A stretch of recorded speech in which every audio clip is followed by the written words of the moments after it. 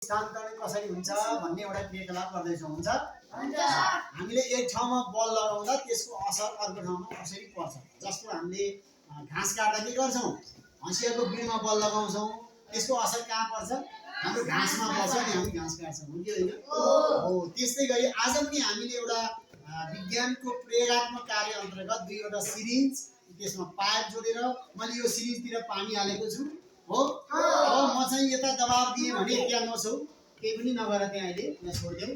अब यो मैले दिएको दबावको कारणले गर्दा, यहाँ भएको पानीको कारणले गर्दा बल स्थानान्तरण भएर त्यसले यो सिरिन्जलाई माथि उचाल्छ हो। र उचाल्यो भने सबैले ताली बजाउने है त। ल म सुरु गर्छु। हुन्छ ल ओके।